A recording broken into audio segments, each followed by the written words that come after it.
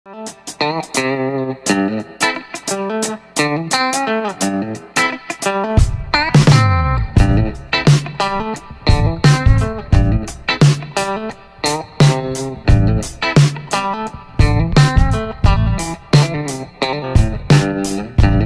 aí, galera, estamos aqui em mais um Pode Crer Podcast, o seu podcast da Lição Jovem. Tudo bem com vocês?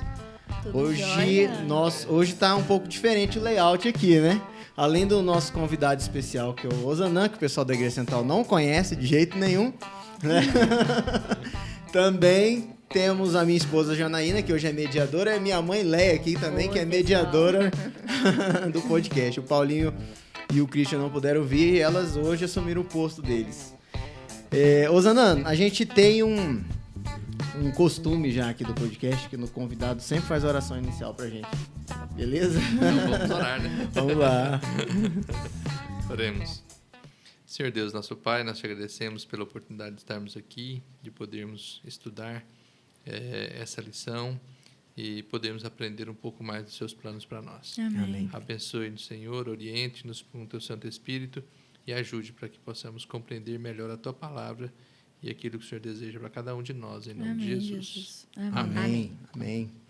Então, podcast a lição, né, dessa semana, somos na lição 10. E ela tem um título que já diz tudo, né? Sexo antes do casamento. É um tema aí bem debatido. Tem muita gente, por incrível que pareça, como diz o povo, por incrível que parível, né? E ele confunde, mesmo dentro da igreja, troca as bolas, não entende qual que é a doutrina, não tem clareza, e essa lição ela veio para elucidar, e eu acho isso fantástico. Bem, começando da tirinha aqui, né, que a gente sempre discute ela, essa tirinha é interessante, porque no primeiro quadro, o carinha que morde um caqui fala, ei, esse caqui está horrível. Aí no quadro do meio, a outra pessoa admoesta, mas é claro, ele está verde. Aí ele no final, eu deveria ter esperado. E engraçado que caqui é uma das minhas frutas preferidas, né? Mas quando ela tá verde é horrível, travoso. Não funciona. Pois é. Achei muito interessante a tirinha, porque eu fiquei tentando, assim, decifrar, né, o que a gente poderia entender. Aí eu entendi assim, que quando você quebra os princípios, você perde o sabor da bênção, né? Isso, é fantástico. De que Deus ele tem para a nossa vida, em todas as áreas. E eu acho que essa lição vem falando muito isso, né? Ela repete cada dia, cada semana ela repete que a plenitude de vida, inclusive a plenitude sexual, ela está na presença de Deus. A gente falou muito isso aqui, né? É uma coisa fantástica. Sem contar que as frutas maduradas, elas têm mais sabor, né? Tá aqui a Jana. É verdade. E fala da saúde, né? E é interessante isso, assim, Deus, ele colocou para nós, cada coisa que ele colocou no momento certo, para que nós pudéssemos ter o melhor aproveitamento, para que nós pudéssemos ter o melhor sabor e para que nós pudéssemos ser felizes. Com né? certeza. Então, assim, quando nós adiantamos aquilo que Deus preparou, com certeza não vai ter, não vai ter o mesmo sabor.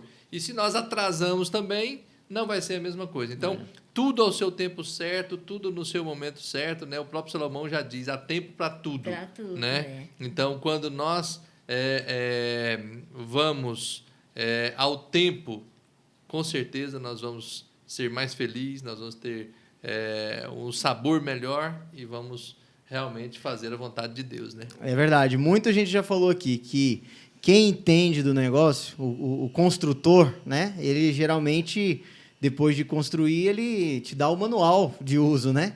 E Deus, como criador do ser humano, ele descreve o manual de uso, mas aí, depois de algum tempo, o ser humano acha que é ele que sabe, né? Ele é o motor que acha que não precisa trocar o próprio óleo, né? E aí, o que acontece? Dá ruim para ele aí, e aí ele não sabe por que bateu as bielas, como diz o pessoal. O texto base está lá em 1 Coríntios 7, 1 a 19, dessa semana, né? Que eu não vou ler aqui por causa do tempo, mas o pessoal aí de casa pode ler. Paulo escreveu, que fala sobre essa questão de marido e mulher, né? Que para quando se casam, um pertence ao outro, né? Em unidade, os dois tornam-se um. E é nesse conceito, inclusive, que trata o enredo da lição geral daqui dessa semana, né? Por quê? Porque é pecado, porque não é a vontade de Deus que o sexo ocorra antes do casamento, né? Por conta justamente desse contexto de que quando o homem se une a uma mulher, a gente vai ver no texto posterior, inclusive, Paulo dizendo que quando se une a uma prostituta, você também está sendo uma só carne, em pecado. Sendo o nosso corpo o templo do Espírito Santo, temos responsabilidade também, né? Interessante, Pode falar. interessante que Deus, ele, na Bíblia, ele coloca um regramento para tudo, né? Para os solteiros, para os casados e até para as pessoas que ficaram viúvas, né? A gente não pode dispor do nosso corpo, que é o templo que Deus deu para a gente cuidar, da forma que a gente quer. Ele tem um regramento na Bíblia, como que a gente tem que cuidar, né? Exatamente. Né? E é interessante também, assim, muitas vezes hoje a gente coloca vamos dizer assim, algumas formalidades para dizer o que é o casamento, né? Para definir o que é o casamento. Mas para Deus, a definição do casamento é exatamente um ato sexual. Então, assim, quando Deus uniu o Adão e Eva, a consumação do ato sexual foi o casamento deles. No passado, quando as pessoas se uniam intimamente, então elas estavam casadas. Então, esse processo que hoje, né, faz sexo com quem quiser, a hora que quer e quando quiser, ou seja, você está casando e separando, casando e separando, casando e separando, casando e separando, e esse não é o plano de Deus. Isso no contexto natural da criação de Deus, né? Porque hoje as pessoas confundem o papel que é feito no cartório ali, né, naquele momento ali, que aquele ali, na verdade, é um regramento da sociedade. Porém, no que realmente é o casamento, como você falou, o ato sexual, porque tanto é que, antigamente, quando ia ter o casamento, o pai e as famílias se reuniam e falavam, agora vocês são casados. E, a partir dali, não tinha um papel. Aí as pessoas hoje confundem o papel, né? Aquele documento ali, né? Mas naquilo ali, na verdade, tanto é que os homens assinam, depois o mesmo que assinou, assina de novo para dizer que está desfeito. Porém, o casamento verdadeiro da Bíblia é o ato sexual. Exatamente. Naquele dia, quando Deus uniu Adão e Eva, Deus não chegou para Adão, traz lá a sua certidão de nascimento. Isso. Eva, traz lá a sua certidão de nascimento. Paga a taxa aqui do cartório, que é um absurdo. Vou pegar aqui, vou rasgar Assina a sua certidão de nascimento aqui e vou te dar uma certidão de casamento agora, um para outro. Não foi assim que aconteceu. Assim né? é que é. Exatamente. Deus deu a bênção para os dois e os dois saíram para ter a intimidade e para consumar o casamento através da sexualidade. E eu estava pensando aqui, talvez essa questão né, que eu falei do documento, da certidão de casamento, tenha confundido tanto a mente das pessoas, porque muita gente pensa assim, só depois que ele assinou o papel lá e fala, não, agora eu sou casado.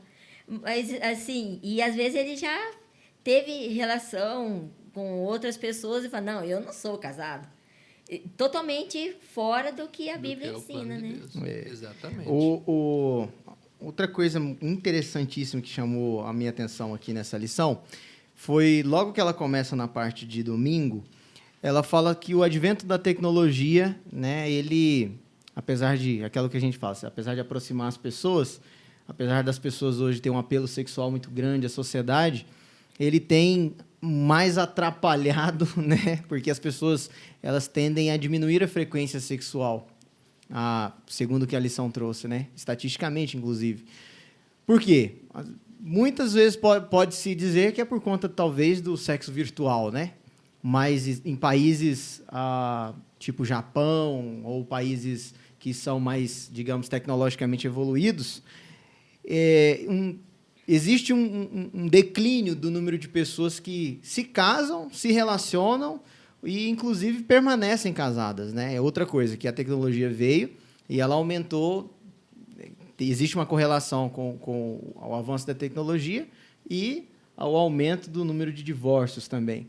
Por quê? A lição trata futuramente porque hoje em dia você quer uma comida, antigamente você tinha que plantar, você tinha que pilhar, você tinha que... Tinha até uma história que dizia que era o tal do João Preguiçoso, né? Aí o João Preguiçoso tinha caído numa rede e estava morrendo de fome porque ele não tinha coragem de trabalhar, plantar comida. Aí disse que lá levando o João Preguiçoso e ele não estava morto, ele só estava com preguiça de falar alguma coisa. O povo levando ele para o enterro dele. Aí, no meio do caminho, do cortejo, alguém perguntou, quem que vai aí na rede? Ele falou, o João Preguiçoso é. Eu falei, rapaz, se eu soubesse que ele estava morrendo de fome, eu tinha dado um saco de arroz para ele. Ele disse que ele levanta da rede e fala, mas com casca ou sem casca? Eu falei, não, com casca. Eu falei, não, então pode seguir o enterro. Só que hoje ainda está pior. Esses dias eu estava lembrando disso e falando, não, hoje em dia a gente, mesmo arroz sem casca, você não quer fazer, não. Fazer isso, não, vou dar um clique aqui, eu vou pedir um iFood. E esse contexto tudo hoje é um aplicativo, né? A gente falou, não, eu vim aqui, quando o Osana chegou, eu falei, não, foi fácil de achar, né, que eu coloquei no GPS.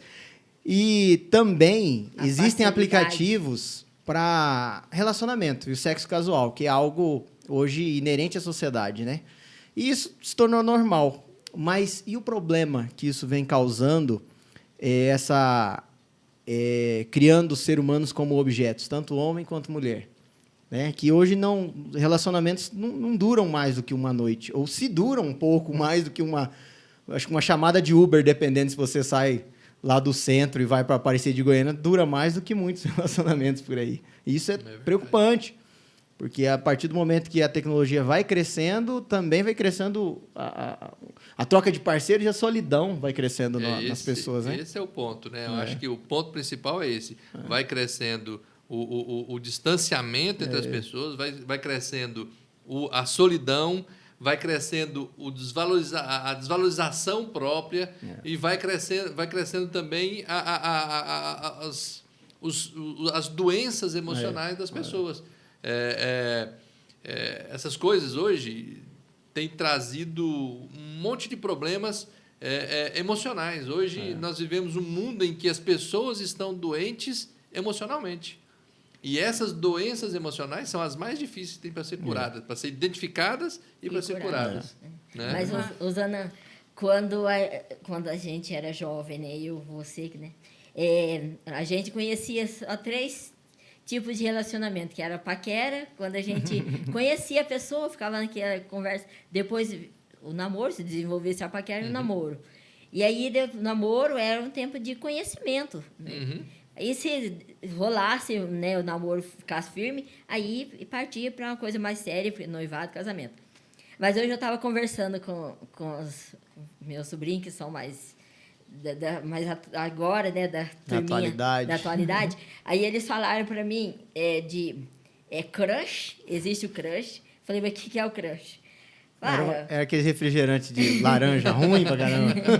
Pois é, mas existe o crush, né? E aí tem o ficante, o peguete, tudo isso antes do namoro. Então, passando por esses aí, todos eles E o namoro hoje em dia não é mais igual aquele namoro antigamente. E todos eles sem compromisso nenhum, sabe? O crush não tem compromisso, o ficante não tem compromisso, o peguete também não tem compromisso, mas todos eles entra sexo. E esse é o problema, né? Porque quem é essa galerinha que falou isso comigo? Pessoas entre 15, às vezes até menos, até os 18 anos.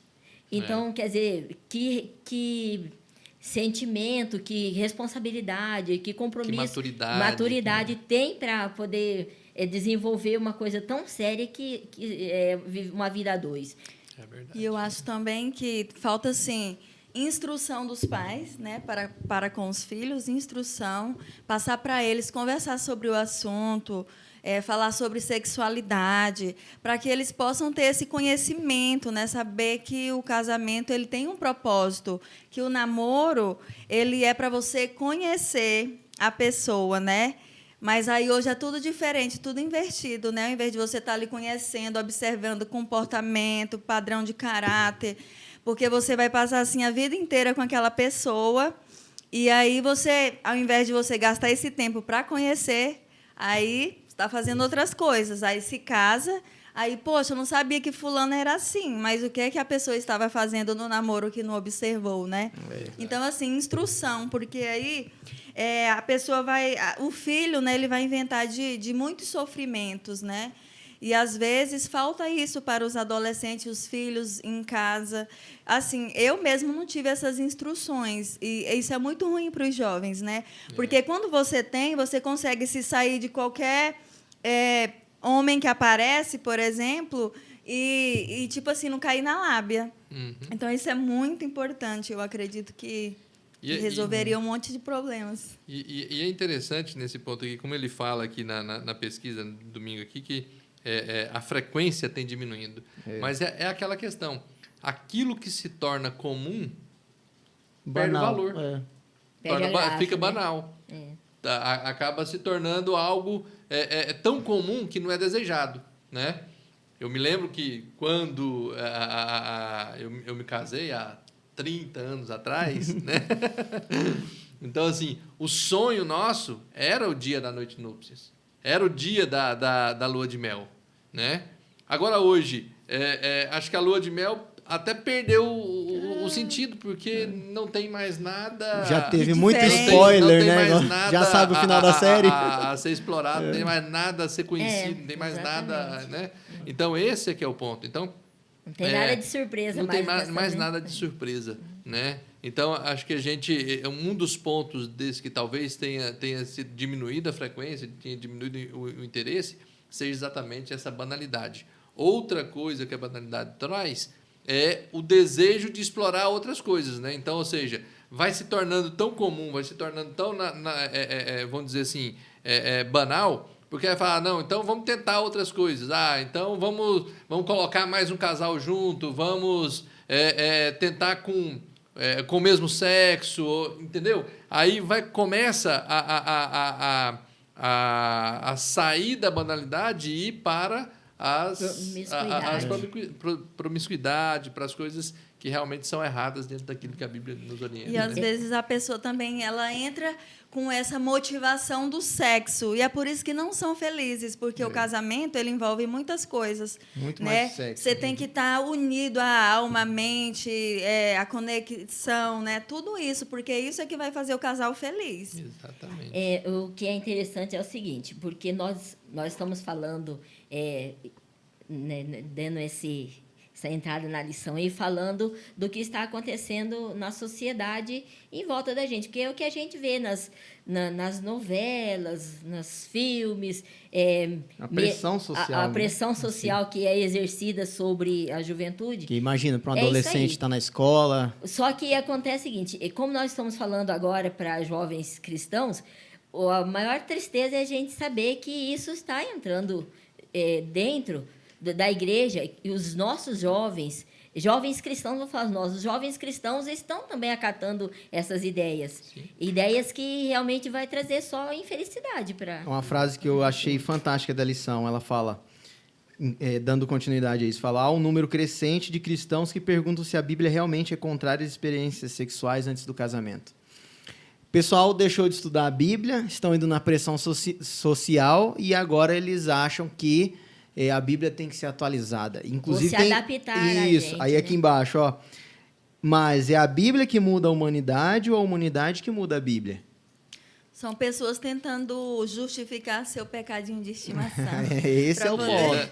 E outra coisa, às vezes, aqui, alguns questionam se a Bíblia realmente condena. Outros já procuram encontrar na Bíblia formas a textos fora do seu contexto para poder justificar. Isso. Então, só aponto a que acha ponto que é brecha na lei, né? Exatamente. Eita. E aí, tipo assim, a questão, às vezes, pergunta, será que é certo? Será que é errado?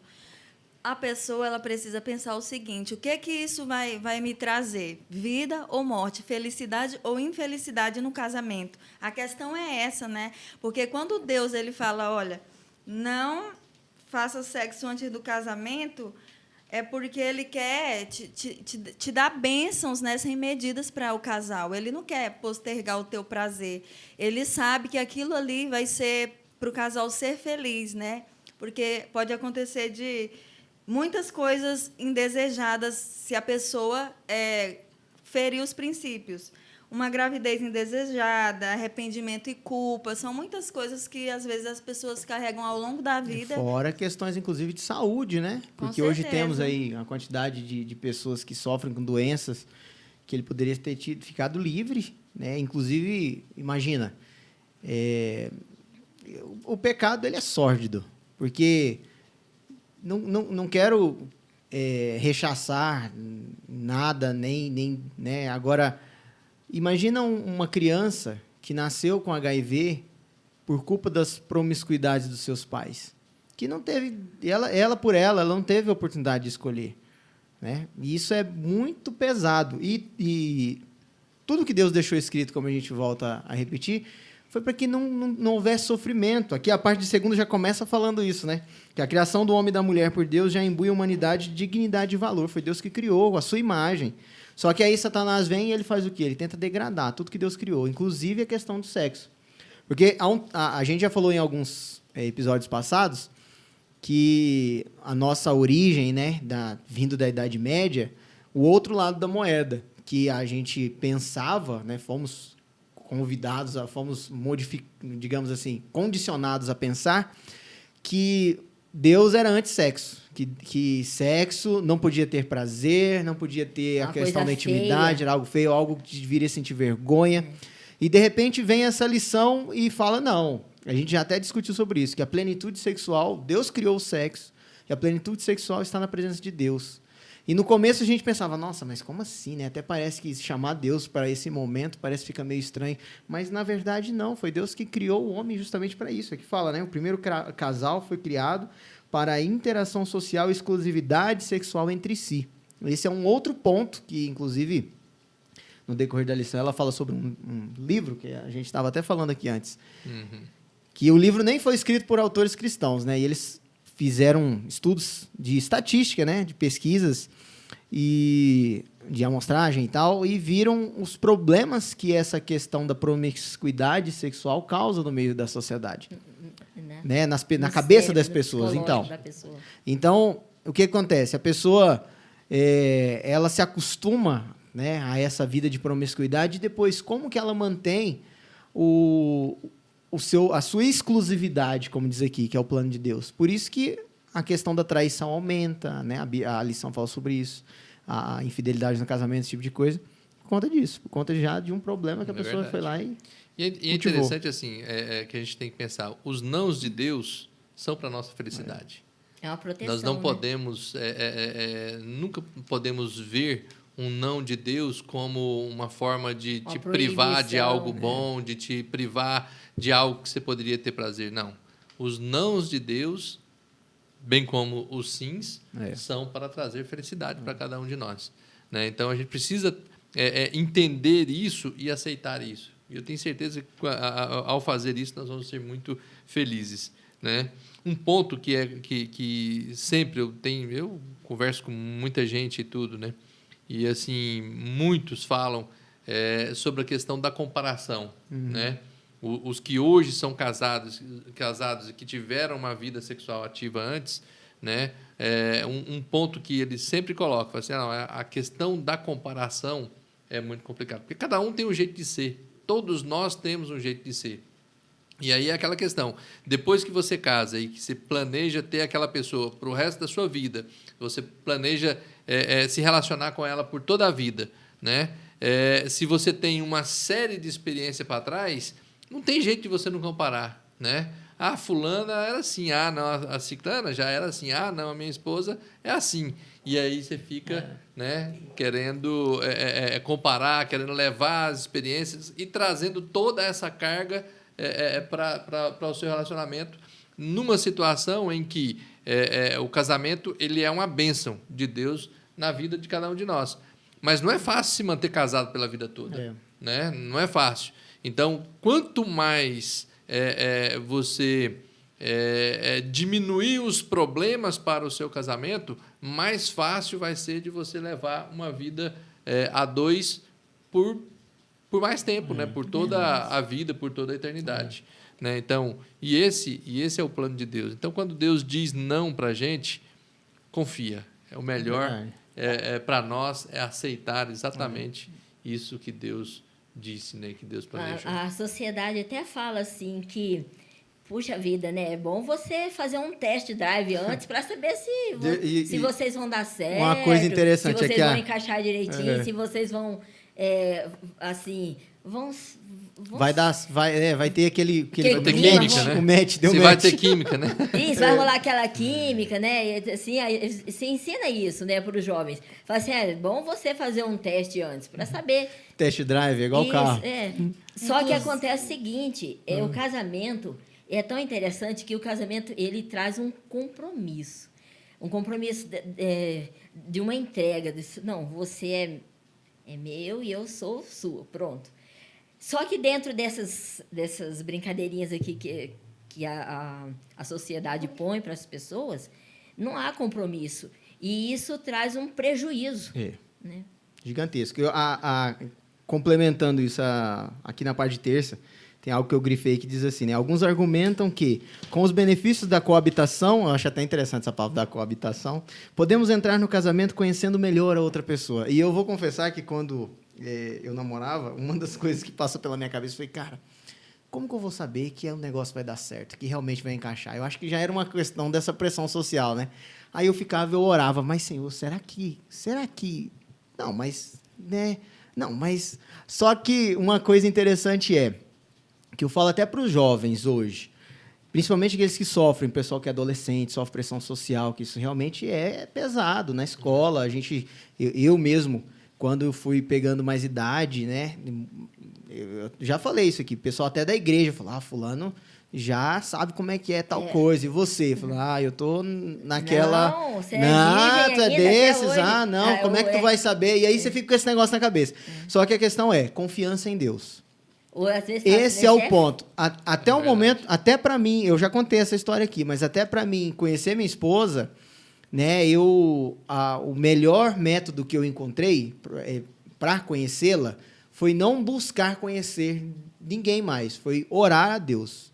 Por quê? Porque orando a Deus, eu tinha certeza de que Deus ia me colocar a pessoa certa no meu caminho. E que eu não ia estar... Porque assim, o que eu pensava? Cara, como que eu vou conhecer a pessoa? Porque eu posso até achar ela bonita, posso conversar com ela, achar ela interessante, mas eu não sei o futuro, eu não vou conhecer ela, ela não vai se mostrar realmente quem ela é. Porque mesmo que a gente namore e passe um tempo junto, aqui tem aquela diz que o homem só conhece quando separa, e é mais ou menos isso. Como é que eu vou saber quem é a pessoa na fila do pão? Né? No dia, quando ela acorda na segunda-feira, com o cabelo despenteado, sem a maquiagem. Né? Como que eu vou saber? Como que realmente é? E tudo isso, ele é resolvido em um negócio. Confiança em Deus. Porque, cara, me fala, Deus ele vai dar para você uma pedra de tropeço? Nunca, né? Geralmente a pedra de tropeço somos nós que arrumamos por aí. Exato. Uma vez eu estava assistindo no Casos de Família, estavam falando de casamento, relacionamento. Parece que a mãe não queria que a filha se casasse virgem, porque depois ela poderia se arrepender, né? Separar. Aí eu sei que ela disse uma frase assim que eu fiquei martelando na minha cabeça. Falou assim, bom, se ela se casar virgem e quando ela for fazer sexo com o marido, se ela não gostar, vai separar. E aí? Aí, como eu não estudava a Bíblia nem nada, rapaz, se bem que tem razão, faz sentido. Então, assim, o mundo ensina tão errado, né?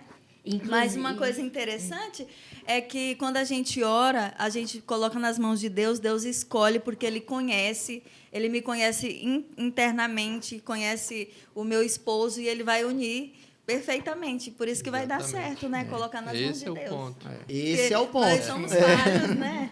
É isso. Inclusive, a sociedade hoje cobra tanto isso. Hoje cobra das mulheres também e cobra, mas antes era cobrado mais dos Antes homens. era muito forte a questão dos homens. né? Imagina um rapaz aí com 25, 30 anos e ele fosse virgem, fala, nossa, isso aí, ou ele tem algum problema, né? ou então é um frouxo, onde já se viu tem desse. Tem pais que colocam os filhinhos desde pequeno já para... Incentiva. Não, aquela história antiga do pai que, hoje né? também estão sendo incentivadas, né? A mídia, né? E a família mesmo. Esses dias eu ouvi, né, uma mãe, ela mesma incentivando o filho, mãe, é o meu namorado. Ela já pegou e foi lá e comprou camisinha e falou, ó, meu filho, se precisar usar, é assim que usa e tal. Eu fico pensando. Então, os próprios pais hoje já mudou totalmente a mentalidade. Mas só que a Bíblia não mudou. Esse que é o negócio, a Bíblia não mudou. Esse Porque é Deus sabe que nós somos do jeito que Deus criou. Se a gente seguir os parâmetros que Deus colocou, a gente vai ser feliz. Senão, a gente vai sofrer. E Deus quer evitar que a gente sofra. É verdade. Tem até o comentário extra aqui da lição, que ela conta a história, né? Que a atriz, na década de 50, a atriz Ingrid Bergman, ela foi, assim, duramente criticada e rechaçada por Hollywood porque ela teve um filho antes do casamento. Né? Ou seja, ela engravidou antes do casamento. E agora, 50 anos depois, 50, 60 anos depois, né, a mesma Hollywood, né, em 1990, eles rechaçaram de novo, eles criticaram de novo um casal, a atriz Connie Sellecca e John Tesh, que eles eram um apresentador e uma atriz, que eles decidiram se casar virgem, esperar até o casamento para ter sexo, né?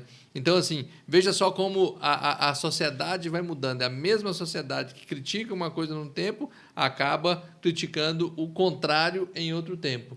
Então, o que nós podemos ver isso? Que muitas vezes essa verdade que os jovens estão vivendo hoje e estão ouvindo hoje de que deve ser assim, que se deve se fazer sexo antes, que deve se experimentar antes, vão entender daqui a pouco que isso não é o corpo é meu, verdade, meu corpo, minhas regras. Então, assim, a sociedade muda, mas tem uma coisa que não muda, que é a palavra de Deus. Né? A palavra de Deus, 4.000 anos se passaram, né? E ela é atual, né? E ela continua dizendo a mesma coisa, né? Então, esse é o ponto que nós devemos... O que eu acho interessante é que Satanás... Eu já falei isso, né? Que Satanás é sórdido. Ele ele leva as pessoas ao engano e depois abandona elas lá no erro, né? E, ó, agora que você vendeu a sua felicidade a troco de banana... Agora você tá lascado. Agora você tá lascado e fica aí, não tem jeito para você, não. E isso é tenso. E outra coisa, né? E ele faz toda essa pressão social e quer vender uma imagem de que Deus não quer sua felicidade. Não, você não pode, a igreja não pode. Então quer dizer que você não pode. Ainda tem aquele amigo, né, da parte do história da fruta de Belial. Lá pra Eva, né? Isso. Olha só, então quer dizer que você não pode. Aí o jovem cede à pressão. Come o caqui verde. E aí vê que... Olha os frutos. Aqui na parte tem acho que é quarta-feira, que fala sobre o livro de Ellen White, que fala justamente isso, né? Que eu fui lá ler o livro. Deixa eu ver qual que é o livro. Acho que é Mensagem aos Jovens, ou é o Conselhos aos Jovens Namorados. A Carta aos Jovens Namorados, que fala justamente isso, né? Que... quando se percebe, ele já tem um problema que vai durar a vida inteira, né? Isso a gente já colocou aqui, foi o que o Zanan colocou, muito bem colocado, sobre os problemas que você traz, né? O lixo que traz na cabeça para dentro de um relacionamento depois. E isso atrapalha muito, né? A dor emocional, a questão, né, de traumas, né? De relacionamentos anteriores, ou a deturpação, inclusive, da mente, né? Em relação ao sexo. Que depois a pessoa chega no seu relacionamento e ela não consegue, muitas vezes, sentir prazer naquele ato que Deus instituiu. E aí ele precisa estar colocando outros pormenores, inclusive, muitas vezes, fora das condições que Deus colocou. Por exemplo, como líder, né, infelizmente, às vezes a gente tem contato com algumas pessoas que já estão sofrendo duros problemas com isso. Inclusive... Eu cito aqui um casal que eles diziam que como eu não consigo sentir prazer mais, nem eu com minha esposa, nem ela comigo, porque sem colocar uma pornografia, sem estar assistindo uma pornografia. Então, isso a gente fala, é uma anomalia do pecado, né? Causada por quê? Por o que a gente fala, né? Um caminho neural, por um costume, por um hábito errado, né, pecaminoso. E agora ele traz esse lixo para dentro do casamento, da instituição sagrada de Deus. E como vai viver na bênção desse jeito? E assim, todos esses problemas juntos que você acabou de falar, pela quebra dos princípios. Fica difícil num relacionamento a dois cumprir o propósito que é de um ajudar o outro a chegar ao céu. Porque a Ellen White até fala, eu vi no livro dela, que o propósito é um ajudar o outro a chegar ao céu. Se tiver esse conjunto de conflitos, fica bem difícil, né? Você cumprir esse propósito. Você vai se afastando cada vez mais. E Satanás, você vai dando brecha para Satanás ir entrando e você perder o foco, né? Que é a salvação. E um ponto, assim, acho que daqui a pouco já vai estar chegando nos finalmente, assim. Eu queria colocar um ponto que é muito importante, né? Que a lição coloca, e eu acho que a gente tem que chegar nisso. Então, assim, a gente viu claramente que não é o plano de Deus o sexo no casamento. A gente viu claramente que hoje, em nossos dias, nós vivemos em um tempo em que as pessoas estão dizendo ao contrário disso, as pessoas estão levando os jovens, os adolescentes, a todo mundo a viver essa experiência, essa relação antes e dando um monte de justificativas para isso. Só que depois que a pessoa cai, depois que a pessoa entende, depois que a pessoa está lá vivendo a tristeza pelo pecado, o mal pelo pecado, a mágoa pelo pecado, e às vezes pensando assim, puxa vida, fui longe demais, puxa vida, estou muito distante, mas Deus, ele dá claramente aqui eu me perdi aonde que foi aqui, esqueci qual o ponto da lição que ele fala, mas assim, Jesus, ele tem poder para salvar e restaurar a mente de cada um de nós. Então, assim, uma pessoa que já passou por essa situação, uma pessoa que já teve vários relacionamentos, uma pessoa que já passou por situação complicada, ele vai, então, agora falar assim, não, então eu não posso mais me casar, eu vou ter que viver essa penalidade da minha vida o resto da vida? Não, Deus pode transformar. Né? Não estou querendo amenizar com isso o pecado, mas eu estou querendo enaltecer o poder de salvação de Jesus Cristo. Né? Então, Jesus, ele veio para que nós pudéssemos ter o perdão, para que nós pudéssemos ter a restauração. Então, é possível para uma pessoa que já viveu um monte de coisas, que às vezes vive hoje um relacionamento prejudicado por essas coisas, vive hoje um relacionamento ruim por essas coisas, Deus pode transformar a mente de qualquer um de nós. Deus pode transformar o coração de cada um de nós. Então, se você está passando por essa situação, se você está vivendo num momento de tristeza na sua vida pelo pecado que você pelo pecado que você cometeu, pelo pecado que no passado você viveu distante dos planos de Deus, saiba que se você colocar a tua vida nas mãos de Deus, se você clamar a Jesus pelo perdão e pela restauração, Ele pode restaurar a sua vida, pode restaurar a minha vida, pode restaurar a vida de cada um de nós. Amém, né? amém. Há poder no nome de Jesus para nos perdoar e para nos restaurar, seja qualquer que seja a mazela do pecado que está na nossa mente, no nosso corpo, no nosso coração, onde quer que esteja. Amém. Amém por Deus ser nosso Criador poderoso, né? Porque não existe realmente uma distância tão longínqua que Deus não possa te alcançar. Não existe um ponto que você caiu tão feio que Deus não possa te restaurar. Não existe um relacionamento tão abalado que Deus não possa colocar de novo no lugar. Né? Sempre colocar Deus no centro do lar, né? Isso. Sempre, sempre, sempre, porque sem Ele nada podemos fazer. Isso pressupõe a parte de quinta-feira que eu achei fantástica. Aqui fala assim, um texto que eu grifei. Em vez de serem... aqui fala, né, que às vezes o fato do próprio Deus estar presente e oficiar no primeiro casamento aponta para a importância que ele dá ao matrimônio e às cerimônias de casamento. Porque eu já ouvi dizer, falou, lá no Éden não tinha padre nem pastor, então... eles meio que se juntaram, então tudo bem, é lícito se juntar, né? E não foi bem assim, a Bíblia fala que Deus, né? Que é mais eles. Autoridade, o pastor está representando Deus ali. Agora lá o próprio Deus está em pessoa, se é que podemos dizer assim, para oficiar celebrar esse casamento. E aqui o que ela fala, que em vez dos votos serem uns para os outros, os votos devem ser dirigidos a Deus, pedindo-lhe que os ajude a cumprir seus compromissos. Em vez de convidados, as pessoas presentes na cerimônia são testemunhas desse voto. São aqui, ó, palavras literais aqui da lição. Jesus deve ser o divino oficiante do casamento, orquestrador do casamento, maestro da família e selador do casal.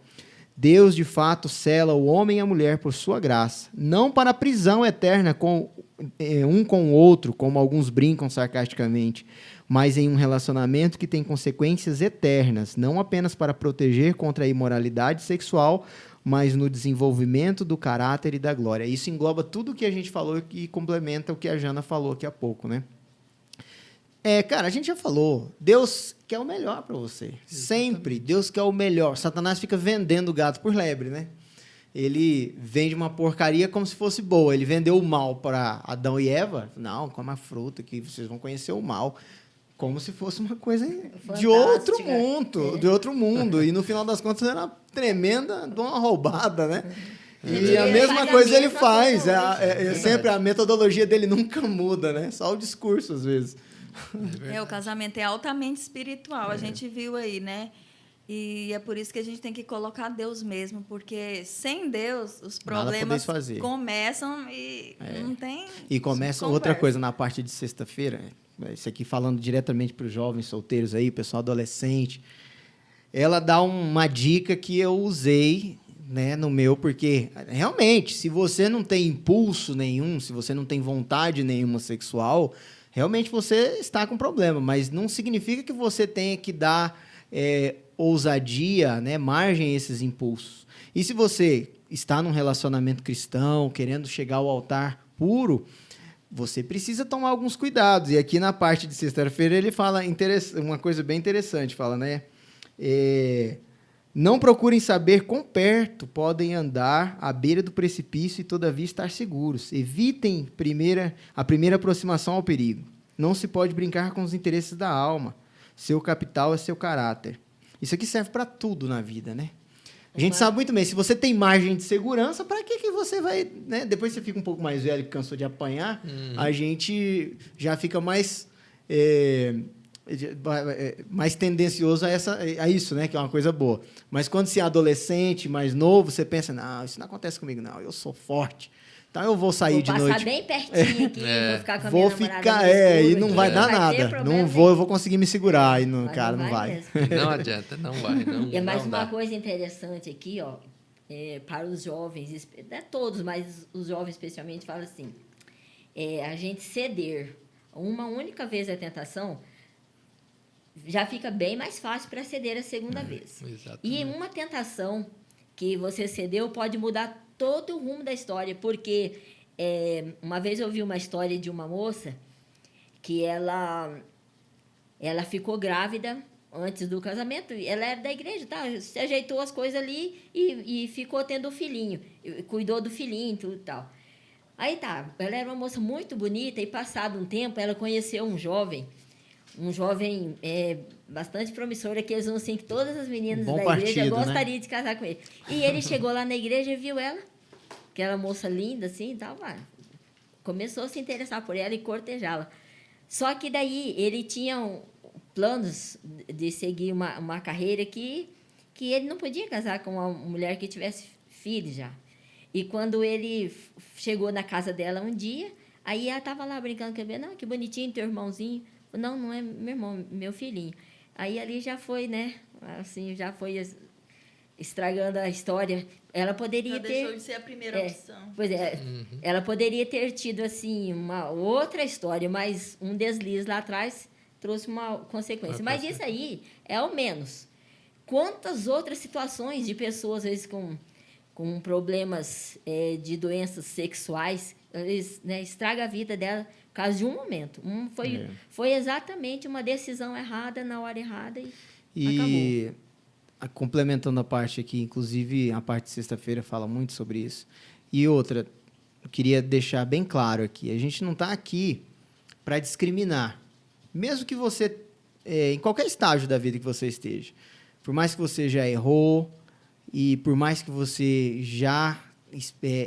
que hoje a gente sabe que, com certeza, estatisticamente, a gente está falando para uma maioria esmagadora de pessoas que infelizmente cederam a essa pressão social e realmente estão em uma conduta inapropriada sexual, já experimentaram o sexo antes do casamento, ou estão em relacionamento, né, antes de se casar, mesmo na igreja, mas estão tendo uma relação sexual. E nós não estamos aqui para fazer uma caça às bruxas, porque nós, como seres humanos, estamos todos na mesma condição. Todos carecemos da misericórdia de Deus.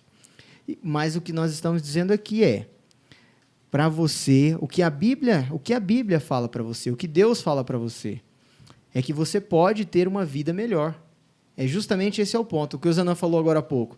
Mesmo que você esteja lá com um monte de problema, mesmo depois de casado, que você carrega as consequências disso, mas Deus pode te restaurar.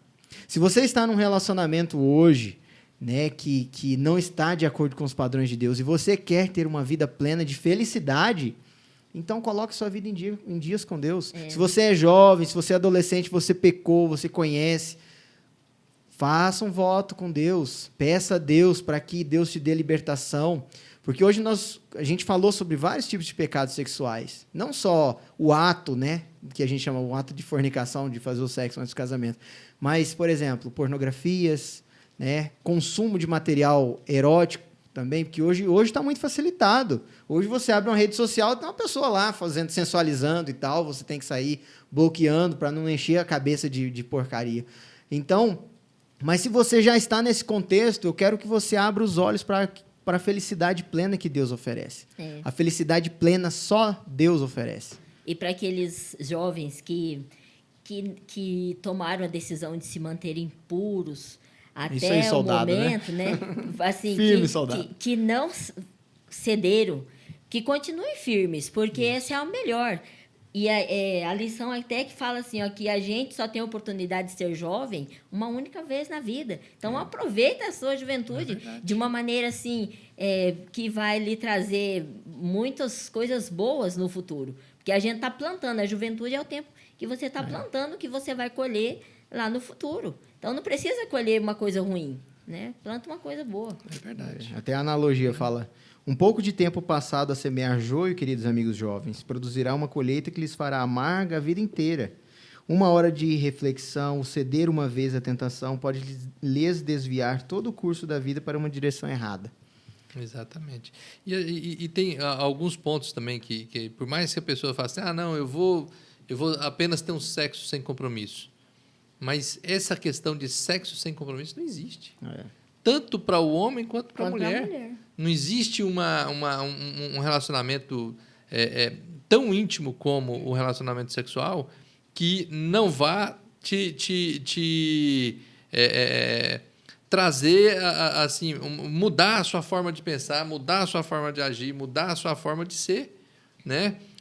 E outra coisa, por mais que às vezes ele é sem compromisso para você, para outra pessoa não é, né? Então a gente tem que pensar no próximo. É o que Deus sempre fala, amará o teu próximo como a ti mesmo. Se você não quer o mal para você, então você não deve desejar o mal para outra pessoa, né? Então assim nós devemos agir. Então assim, quando Deus, volta a repetir, né? Quando Deus nos orienta, quando Deus nos diz para fazermos alguma coisa, é porque Ele quer o melhor para nós. E também, né, Osana, ninguém quer ser descartável, né? Sim. Imagina, a diferença entre um copo de ouro e um copo descartável é que o copo descartável você usa e sem a menor peso na consciência, você põe lá no lixo e pronto. Agora, o copo de ouro você usa e guarda, né? Então, eu falo assim para os jovens, né, que vocês querem ser? É uma escolha da gente. Quer ser um copo de ouro, que vai ter honra, vai ser guardado, vai ser amado, vai ser cuidado, protegido, ou quer ser um descartável que usa e joga fora, usa e joga fora. Né? Isso aí. E para os nossos jovens cristãos, nós não estamos aqui falando da nossa cabeça, o que a gente acha, né? Tanto é que o texto, um dos textos mais fortes que veio essa semana foi lá, 1 Coríntios 6, 15 a 20. Que diz assim, não sabeis que vossos corpos são membros de Cristo? Paulo dizendo. E eu, porventura, tomaria os membros de Cristo e os faria membros de meretriz? Absolutamente não. Ou não sabeis que o homem que se une à prostituta forma um só corpo com ela? Porque, como se diz, serão os dois uma só carne. Mas aquele que se une ao Senhor é um espírito com ele.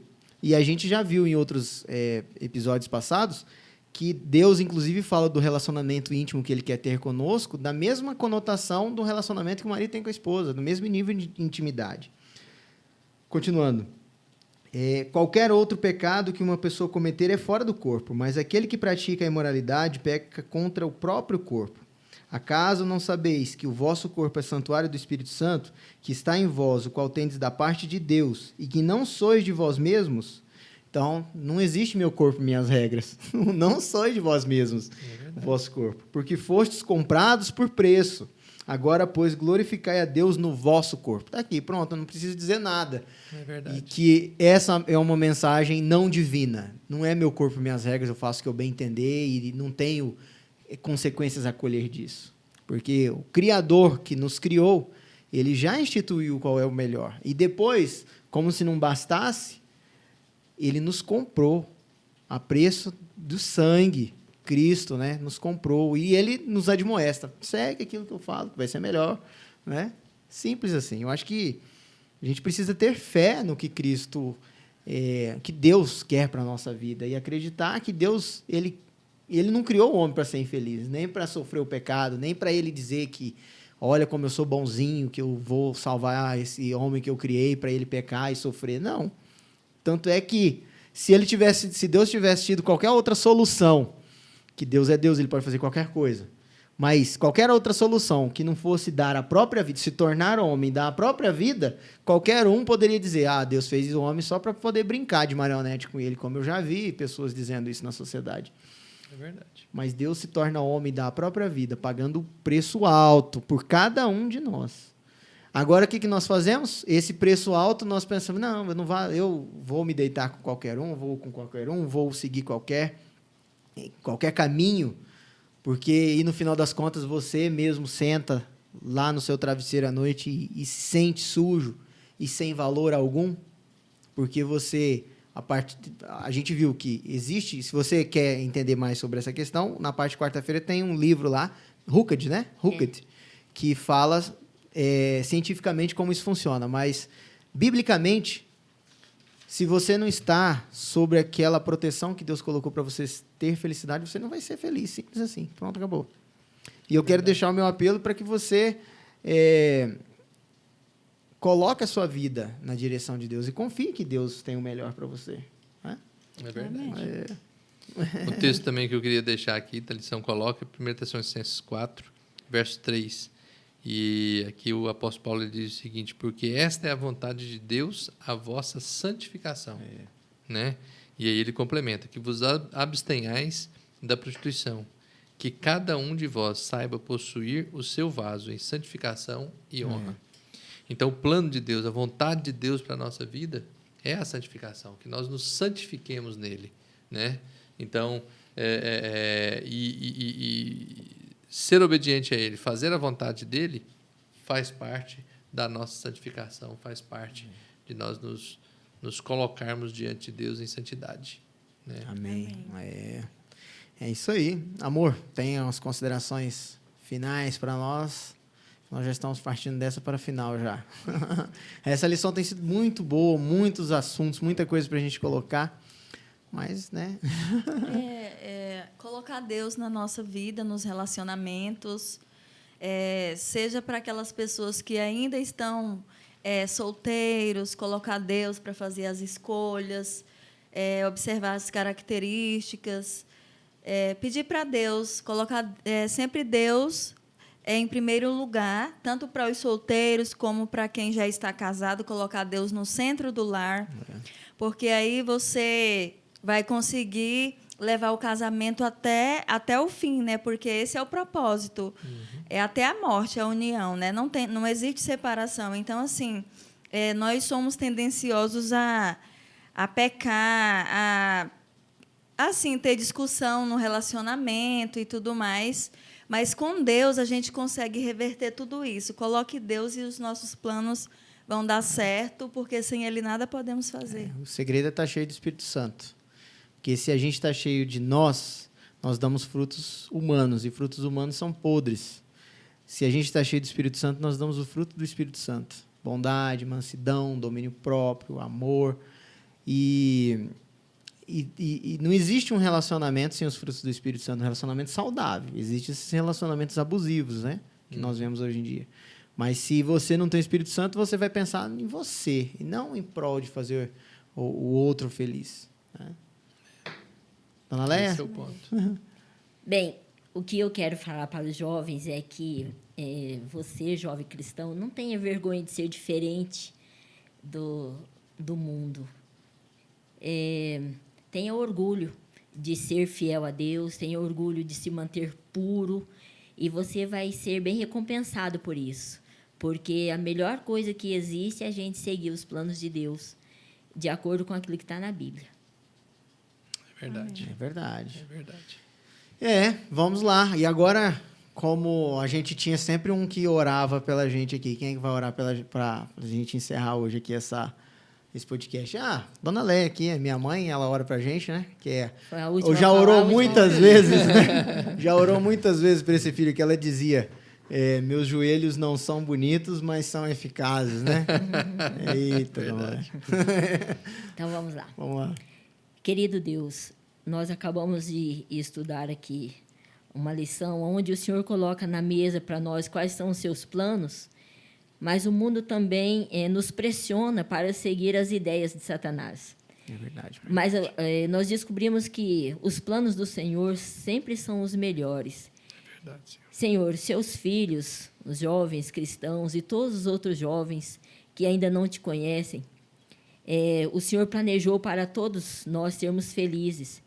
E eu quero pedir ao Senhor que o Senhor cuide dos jovens, abençoe-os, para que eles possam permanecer firmes naquilo que têm aprendido na Tua palavra. Amém. Que não se envergonhem de serem fiéis, de serem puros e de seguirem aquilo que está escrito na Bíblia, para que eles possam demonstrar para os outros como é bom seguir o Senhor, como é maravilhoso. E eu peço, então, que o Senhor abençoe cada jovem que está ouvindo esta lição, Amém, Senhor. que vão ouvir esse podcast, e que o Senhor trabalhe no coração de cada um com o Teu Espírito Santo, abençoando-os em nome de Jesus. Amém. Amém. Amém. É isso aí. A pergunta chave pode crer? Pode crer. Pode crer. Pode crer.